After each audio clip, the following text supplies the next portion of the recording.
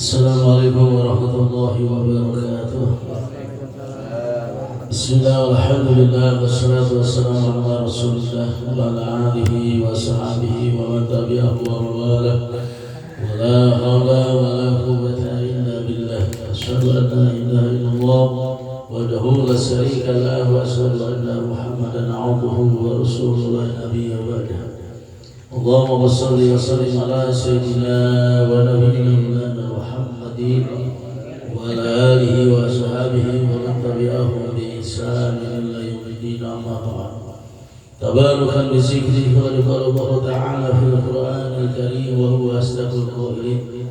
A'udzu billahi minasyaitonir rajim. Bismillahirrahmanirrahim. Ya ayyuhalladzina amanu taqullaha haqqa tuqatih wa la tamutunna illa wa antum muslimun. Wa qala Rasulullah sallallahu alaihi wasallam aksiru min dzikri hadhihi al-ayati al-maut. Sadaqallah wa sadaqa Rasulullah wa nahnu ala dzalika min as-sahidin wa sakirin walhamdulillahi rabbil alamin. Hadratil kiram wa mukarramun wal khusus kita fillah al-mahbub Abi Usman bin Umar Sadaq Allah fi hayatihi. Kita doakan beliau semoga sehat selalu, panjang umurnya, murah rezekinya, barokah ilmunya, amin ya Allah ya rabbal alamin. Para jamaah taklim yang semoga semuanya selalu dimuliakan Allah Subhanahu wa taala. Puji syukur mari kita sama-sama panjatkan kepada Allah yang Maha Luhur. Shalawat dan salam semoga Allah sampaikan, Allah surahkan kepada Rasulullah Nabi akhir zaman, Habibana Nabi Rasulullah Muhammad sallallahu alaihi wasallam, juga kepada para keluarganya, para sahabatnya, para tabi'in tabi'atnya. Insyaallah kita semua sebagai umatnya nantiasa mendapatkan syafaatul uzma di yaumil qiyamah, amin ya Allah ya rabbal alamin. Jamaah yang dirahmati Allah Subhanahu wa taala, pada kesempatan ini kita masih ada di bulan Rajab, bulan yang agung, bulan yang mulia, bulan di suara menjelaskannya Rasulullah Nabi kita Muhammad sallallahu alaihi wasallam. Kalau kita cerita masalah Isra Mi'raj, dikuli sayyin sababun, setiap sesuatu itu ada sebabnya. Setiap sesuatu itu ada sebabnya. Sebabnya pasti ada. Kemudian sebabnya itu apa? Diisrakan dan dimi'rajkannya Rasulullah Nabi kita Muhammad sallallahu alaihi wasallam, sehingga Nabi kita Muhammad sallallahu alaihi wasallam naik ke atas lagi, mi'raj namanya.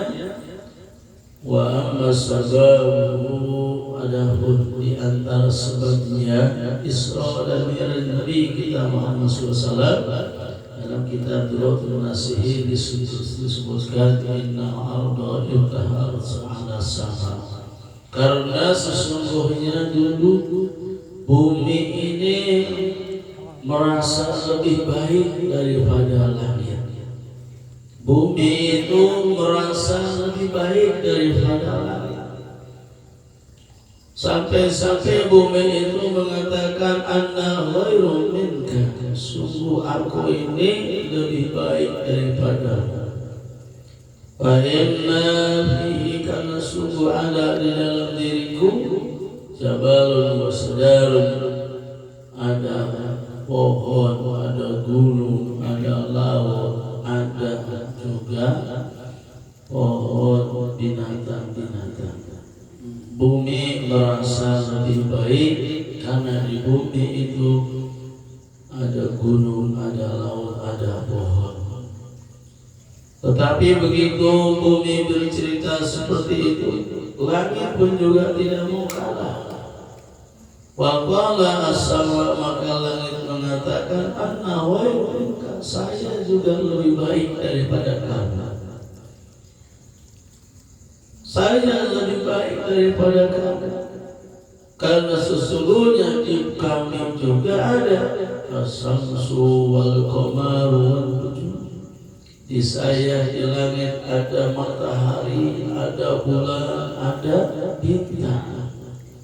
Jadi langit juga merasa lebih baik. Oh, benar juga ya. Ternyata di atas langit itu ada bulan, matahari, berbintang-bintang. Kemudian itu bumi nggak mau kalah. Saya lebih baik daripada kamu.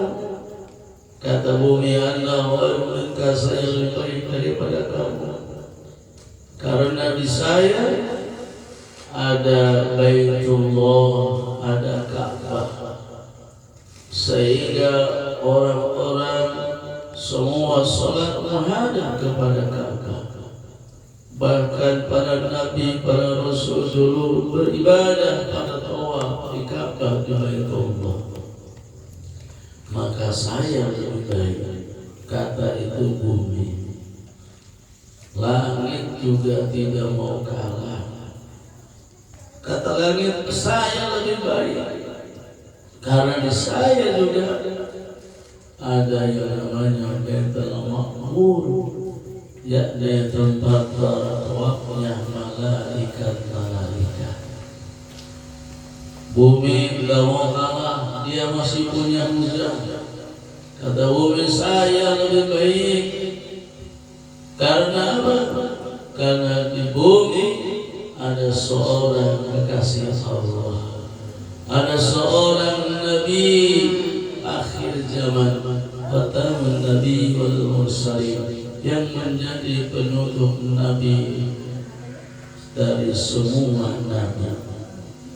Maka begitu bumi mengatakan di bumi ada Nabi kita Muhammad Sallallahu Alaihi Wasallam, itu langit tidak bisa menjawab lagi, nyerah ke langit ya.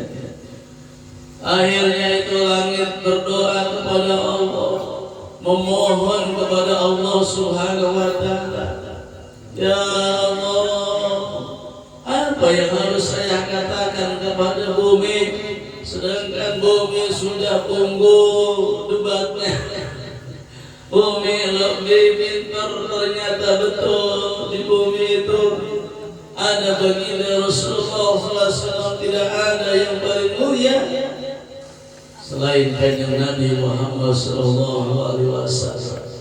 Ya Allah, angkatkan, datangkan baginda Muhammad SAW ke sini, ke saya, walaupun sebentar ya, sebab akhirnya pada tanggal 27 Rajab Allah Subhanahu Wa Taala mengabulkan keinginan, permintaan, permohonan lagi. Allah berfirman, ya Jibril, wahai Jibril, turun kamu ke dunia, bawa Rasulullah SAW kemari.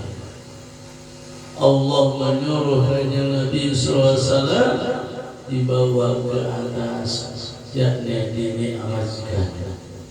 Rasulullah SAW akhirnya pada suatu saat Inan Nabi sallallahu alaihi wasallam bihijri inda baiti mubtadi'an baina rajulaini. Nabi sallallahu alaihi wasallam yang pada saat itu ada di hijri Ismail di Baitullah sedang istirahat tiduran, diapit dengan dua orang laki-laki. Nabi sallallahu alaihi wasallam ijatahu, kaget Nabi didatangi oleh Jibril wa Mika'il wa Israfil wa malaikatun akhar. Datang malaikat Jibril dan malaikat Mika'il menjenguk Nabi, membawa Nabi sallallahu alaihi wasallam.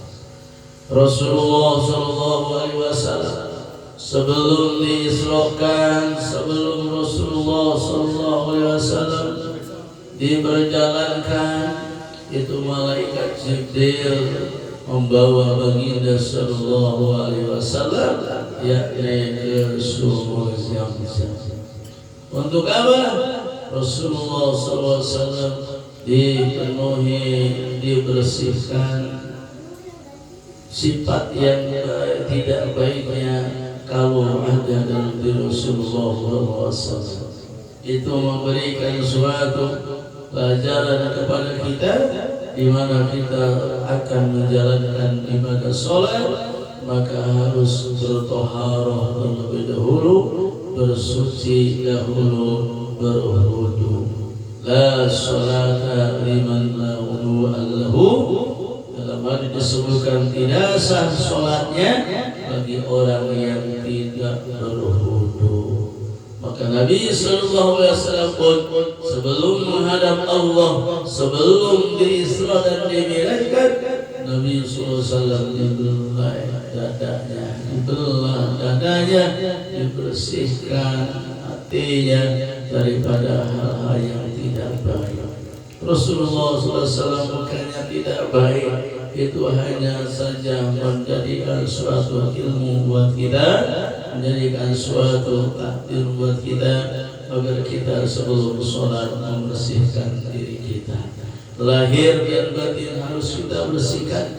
Bersihkan oleh kita lahir kita daripada najis. Agar sebelum sholat kita wajib berwudu, hingga kita laksanakan yang menjadi fardu wudu.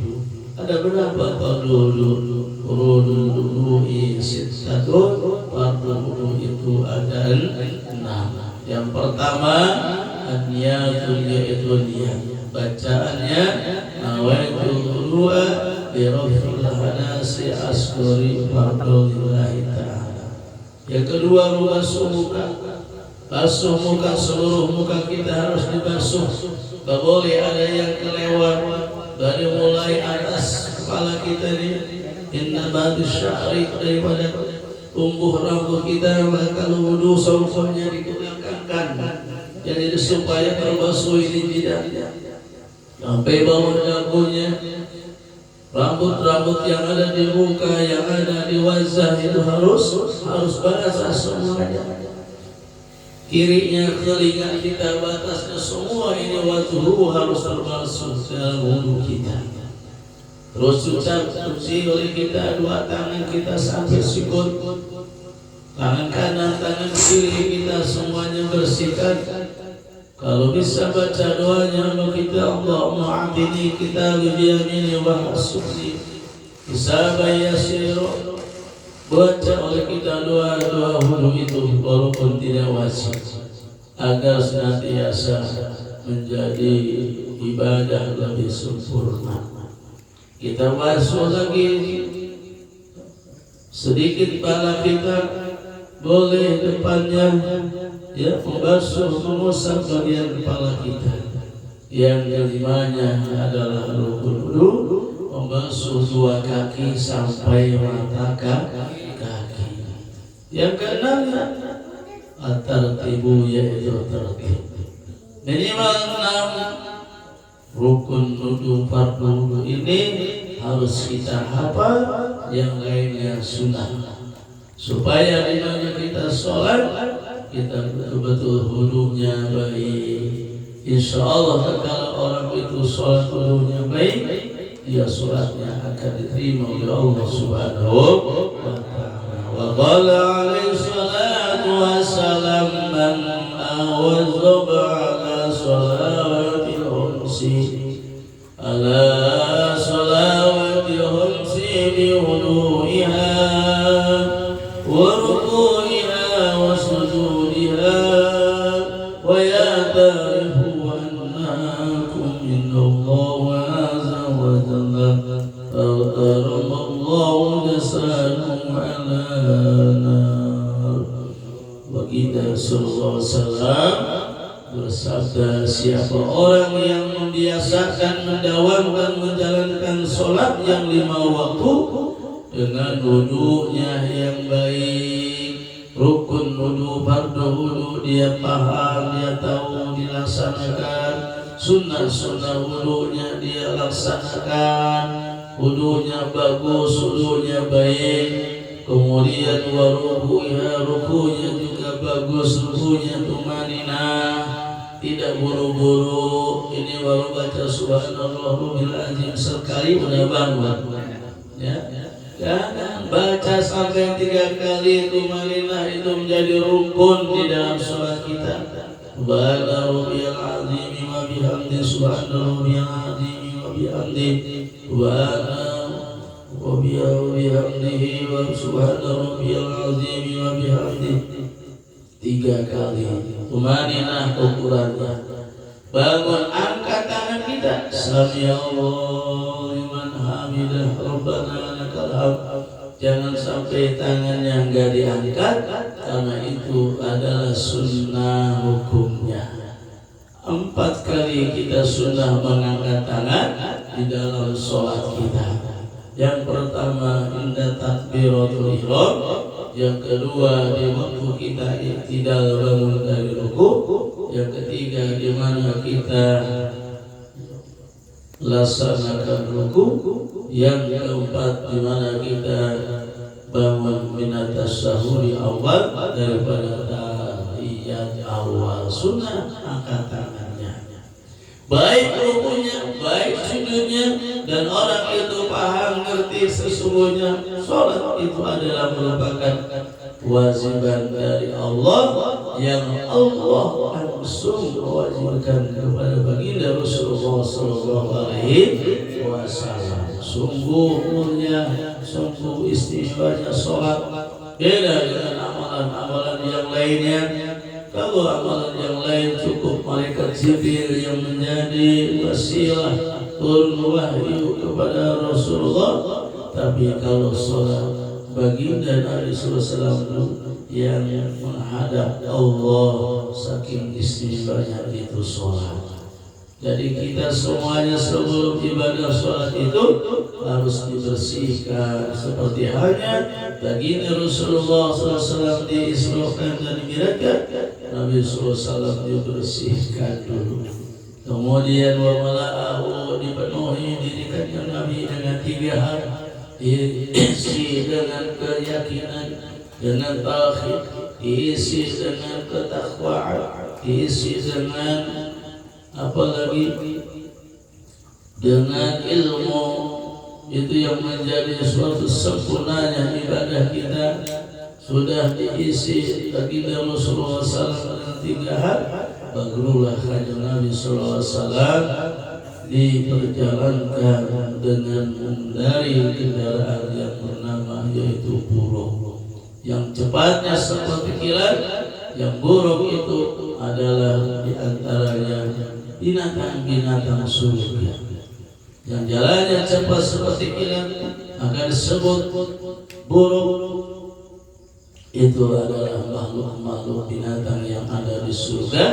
Di saat malaikat Jibril alaihissalam mau membawa Nabi SAW, malaikat Jibril oleh Allah disuruh untuk senantiasa mengambil salah satu buruk yang ada di surga. Di antara buruk itu banyak sekali, lagi pada senang-senang lari sana lari sini, makan rumput yang sangat hijau ya di taman surganya Allah Subhanahu wa taala.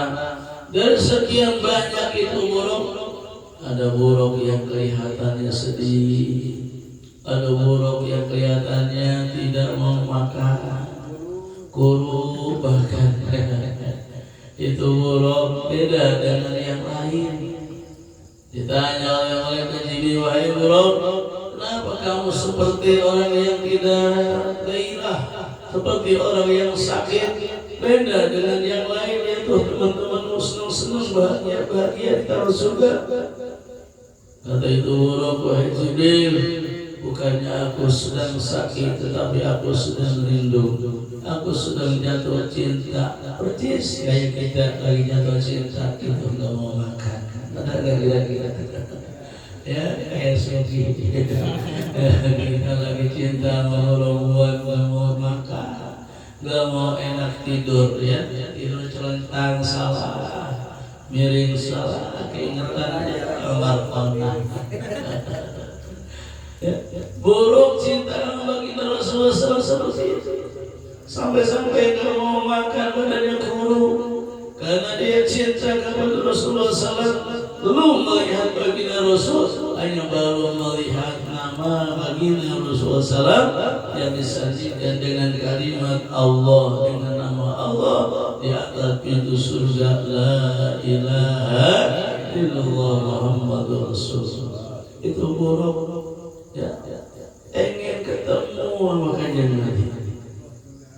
Kita sebagai umatnya masa kalah sama buruk. Intinya kita sebagai umatnya jangan kalah sama buruk. Buruk sampai-sampai nggak mau makan, nggak mau tidur. Dia keingetan sama kanjeng Nabi, pengen ketemu dengan baginda Rasulullah SAW. Kita kadang-kadang baca sholawat juga nggak ingat nama kanjeng Nabi. Mulut baca sholawat tapi hati nggak nyantel kepada kanjeng Nabi. Harusnya kita sambil bersolawat hati ini langsung mantan kepada baginda Rasulullah Sallallahu Alaihi Wasallam. Mudah-mudahan kita bisa bertemu walaupun hanya dalam mimpi. Amin. Kalau kita baca sholawat sambil kita khusyuk ingat kepada kanjeng Nabi yang kita baca sholawatnya Rasulullah SAW, kita ingat, kita bayangkan bagaimana Rasulullah SAW atas samsun antar badrun. Nabi itu ibarat seperti matahari, seperti bulan, yang dimana kita berada di situ ada matahari, ada bulan yang menerangi dunia. Dan Nabi SAW ketika kita bersolawat, kita yakini bahwa Rasulullah SAW ada hadir, dan kita harus khusyuk, ingat, fokus kepada baginda Rasulullah SAW. Betapa indahnya baca Nabi, betapa gantengnya melebihi Nabiullah Yusuf alaihissalam, betapa kanjeng Nabi SAW sosok yang sangat mulia, lebih daripada matahari cahayanya. Kita menjadi umat yang merindukan kepadanya, umat yang ingin mendapatkan syafaat Utsman daripadanya. Buruk sampai-sampai dia nggak mau makan. Cinta pada Nabi Sallallahu Alaihi Wasallam. Kemudian kata mereka, waduh kebetulan nih buruk. Kalau begitu mah kamu yang akan saya bawa untuk bertemu dengan baginda Rasulullah Sallallahu Alaihi Wasallam. Karena saya ditugaskan oleh Allah untuk membawa salah satu buruk untuk menjadi kendaraan baginda Rasulullah Sallallahu Alaihi Wasallam. Yang akhirnya itu buruk dipilih oleh malaikat Jibril langsung dihadapkan kepada baginda Rasulullah. Pada saat itu buruk sangat bahagia atau melihat kanjeng Nabi. Namun itu buruk nggak mau diam, ajurkan ke rumah sakitannya. Kata kanjeng Nabi, ya buruk, apakah kamu nggak senang, nggak suka mau ditaiki dengan aku? Mereka buruk itu pun juga menjawab, ya Rasulullah, bukan aku tidak senang, bukan aku tidak mau, tapi aku ingin nanti di mana kau masuk surga yang naik kepada yang lain, naik kepada saya lagi.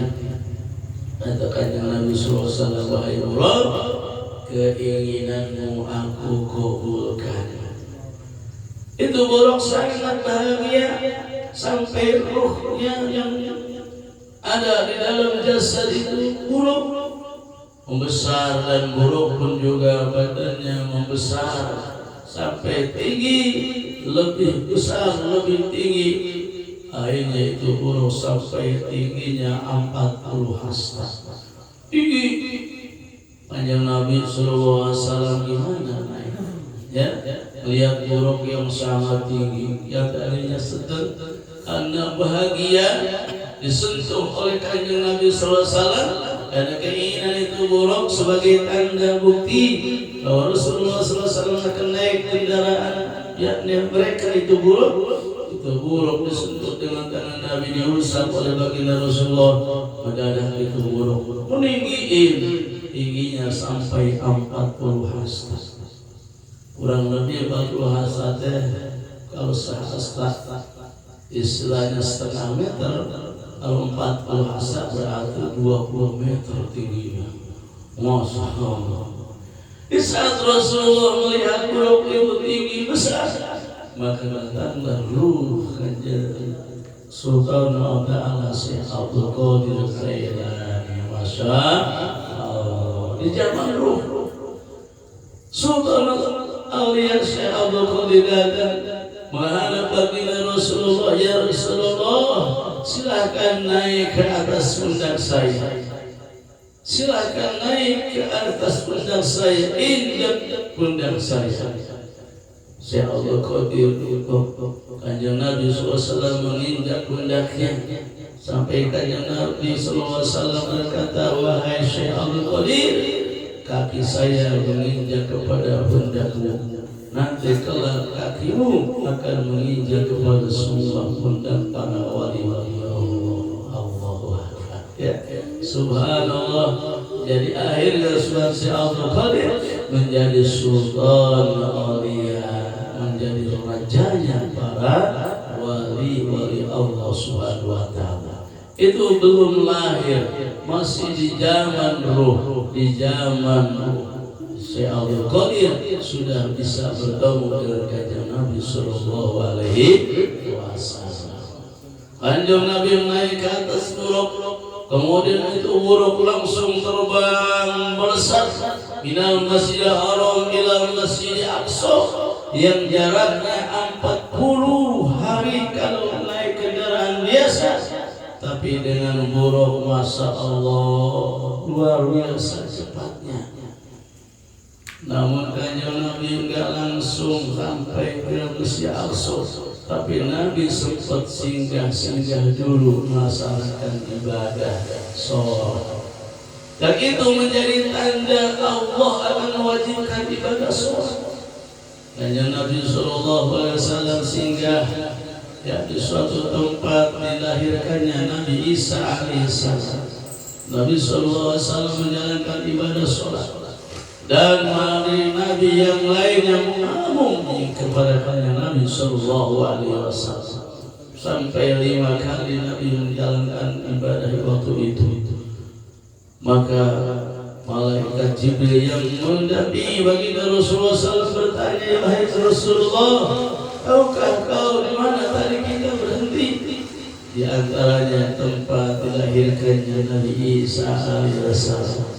Di antaranya lagi di Gunung Turusina di mana Nabi Allah Musa alaihissalam wa kalamullah Musa takliman, bisa bertemu, bisa berbicara dengan Allah Subhanahu wa Ta'ala. Itu dalam perjalanan. Begitu Nabi naik gunung, itu buruk kakinya di belakang manjat. Nabi SAW turun dari gunung seolah-olah buruk kakinya bisa memanjang yang depan. Jadi Nabi yang ada di atas pundak buruk tidak merasakan ada naik dan turunnya, karena buruknya yang istimewa bisa membesar dan bisa bikin panjang kakinya. Sampailah baginda Rasulullah SAW ke Masjid Aqsa secara gancangnya. Di situ Rasulullah SAW ada di atas batu, dan baginda Rasulullah SAW mau melaksanakan mi'raj.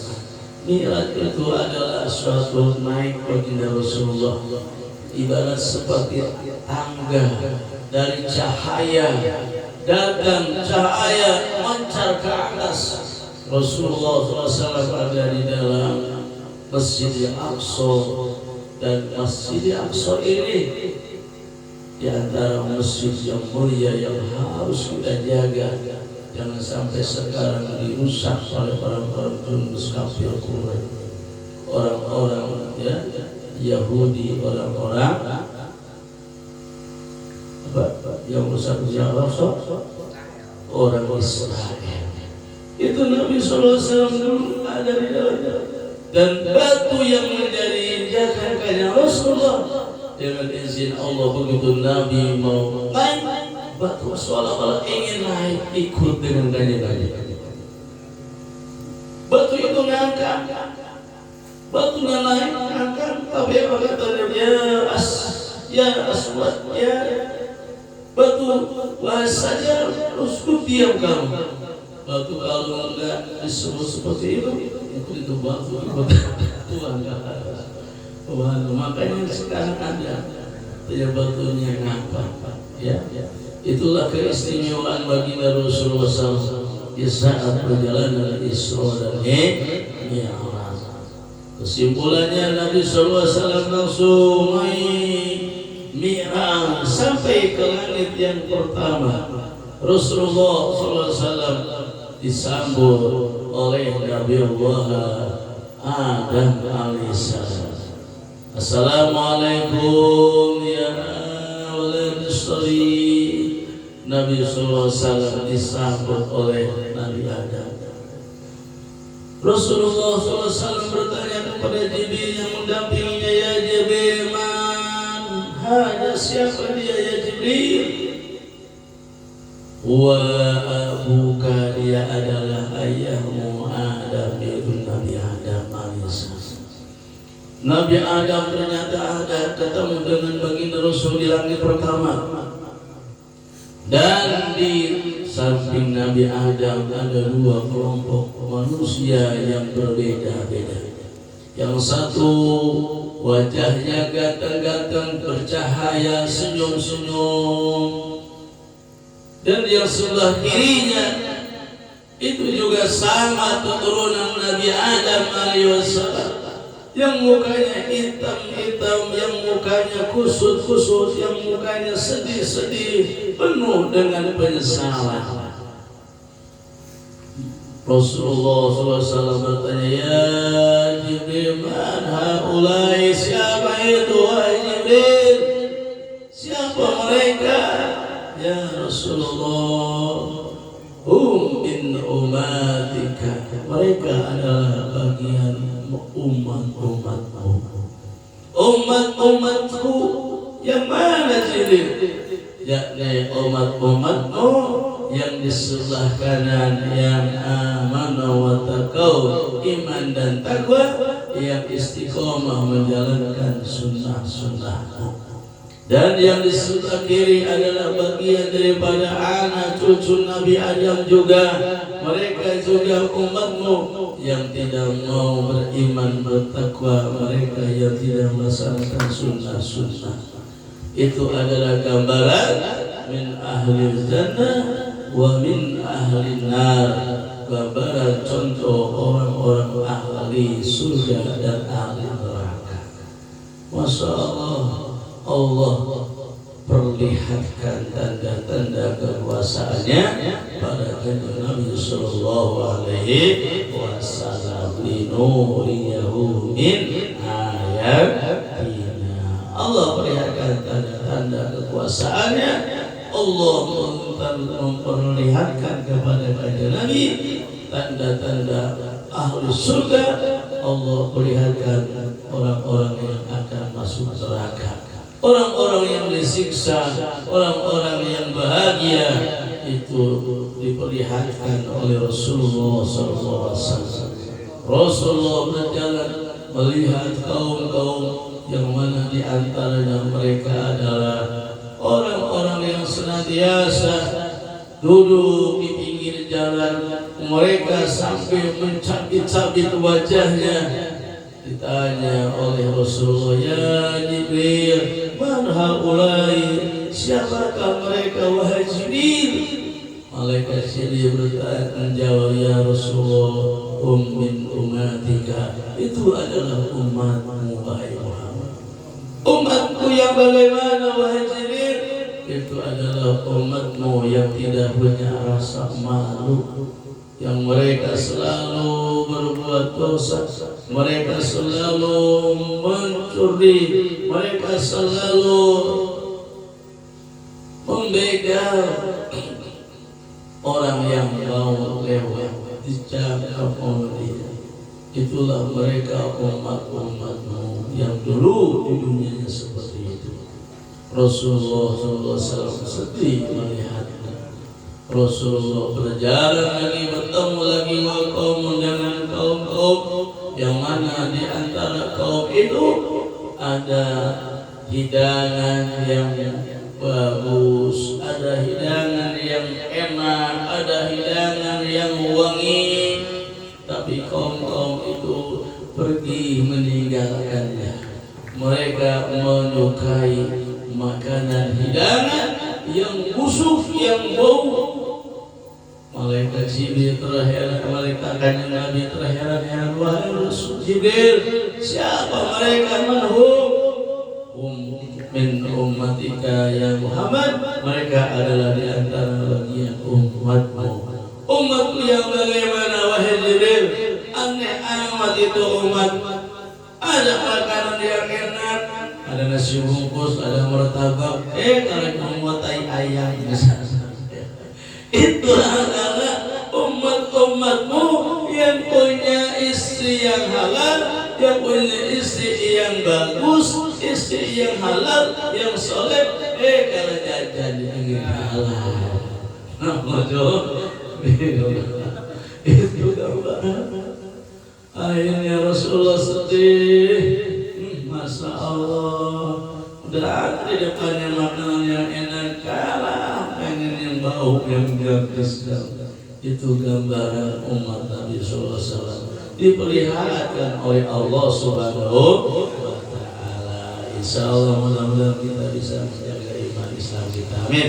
Isrofirah adalah wasiat keimanan, dimana kita bisa meningkatkan iman takwa kita kepada Allah Subhanahu wa Ta'ala. Itu saja dulu. Terima kasih. Maaf. Wassalamualaikum warahmatullahi wabarakatuh.